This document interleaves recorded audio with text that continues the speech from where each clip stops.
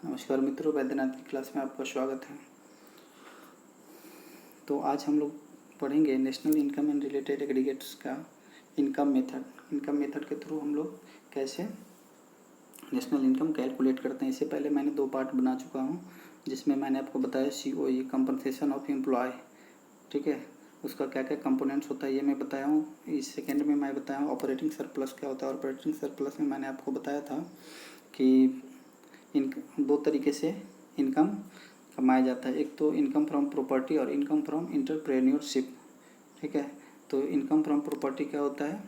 Rent and royalty, और second interest. तो rent क्या होता है? जो हमें लैंडलॉर्ड से मिलता है, लैंडलॉर्ड को टेनेंट से मिलता है। और रॉयल्टी क्या होता है? रॉयल्टी के बारे में मैंने आपको बताया कि सपोज एक बुक आप लिखते हैं, तो उस बुक का क्या होगा? आपको रॉयल्टी मिलेगा। ये जब तक ये मार्केट में ये बुक चलती रहेगी आपको रॉयल्टी मिलती रहेगी, और ये तब तक मिलती रहेगी जब तक कि ये बुक बिकती रहेगी।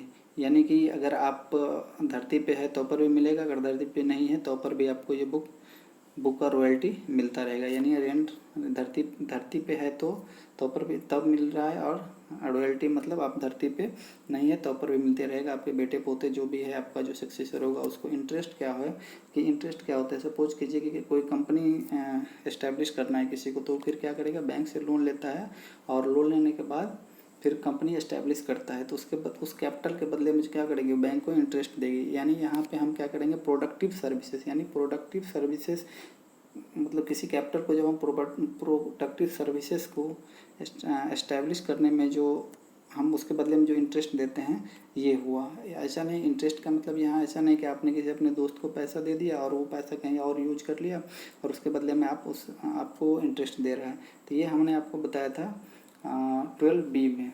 अगर आपने वो वीडियो नहीं देखा है तो जाके देख लीजिए, और अगर तक अभी तक आपने इस चैनल को सब्सक्राइब नहीं किया तो कर लीजिए।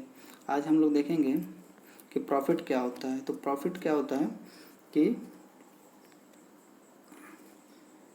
It receive to the reward of an organisation contribution in production of goods and services. जब किसी भी गुड्स एंड सर्विसेज का प्रोडक्शन होता है उसके बाद जो कंपनी को रिवार्ड मिलता है, किसी भी ऑर्गेनाइजेशन को रिवार्ड मिलता है, रिवार्ड मतलब ये प्रॉफिट कमाना हुआ, ठीक है।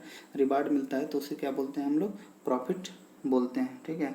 और प्रॉफिट कैसे हम लोग शेयर करते हैं? तो सबसे पहले तो एक डिविडेंड के रूप में। डिविडेंड क्या होता है? सपोज कीजिए कोई भी कंपनी जब इनिशियल फेज में होती है, यानी एस्टेब्लिश होने के फेज में होती है, तो क्या करते हैं? अपना वो शेयर जो है मार्केट में लाती है। तो शेयर क्या होता है? शेयर जो है तो जो पब्लिक होता है वो खरीदती है, और उसके बदले में क्या होता है कि जब कंपनी प्रॉफिट कमाती है तो कुछ प्रॉफिट का कुछ भाग क्या करता है? अपने शेयर होल्डर में डिस्ट्रीब्यूट कर देता है, ठीक है। तो और उसे क्या बोलते हैं? डिविडेंड बोलते हैं। तो डिविडेंड क्या है? It is the part of profit which is distributed among the share holder, it is called distributed income, ठीक है। ये इसे हम लोग डिस्ट्रीब्यूटेड इनकम भी बोलते हैं। सेकेंड है कॉर्पोरेट टैक्स। कॉर्पोरेट टैक्स क्या होता है?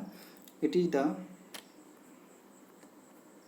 Part of profit which is paid to the government by the profit tax. यानी कॉर्पोरेट, जो बड़े बड़े कॉर्पोरेट घराने जैसे हम अडानी अंबानी, ये सब क्या करते हैं? ये सब क्या है? कॉर्पोरेट है, ठीक है।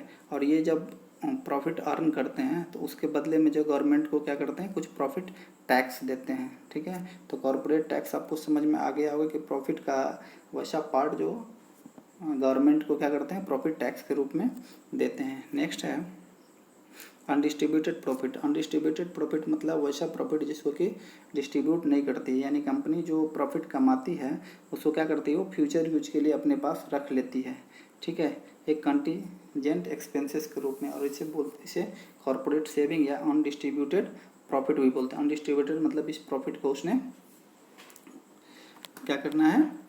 नहीं डिस्ट्रीब्यूट करना है। तो इस तरीके से प्रॉफिट कितने तरह का हुआ? 3 तरीके का हुआ। एक तो प्रॉफिट हो गया जो डिविडेंड के रूप में शेयर होल्डर के बीच में डिस्ट्रीब्यूट कर दिया जाता है। सेकेंड है कॉर्पोरेट टैक्स, जो गवर्नमेंट को कॉर्पोरेट टैक्स के रूप में दिया जाता है। और थर्ड है अनडिस्ट्रीब्यूटेड प्रॉफिट, जिसको कि डिस्ट्रीब्यूट नहीं किया जाता है, उसे कंटीजेंसी फंड में रख लिया जाता है फ्यूचर यूज के लिए, ठीक है। सेकेंड है फिफ्थ है मिक्स्ड इनकम। मिक्स्ड इनकम क्या होता है कि it refers to the income generated by self employed person using their own labour land capital entrepreneurship.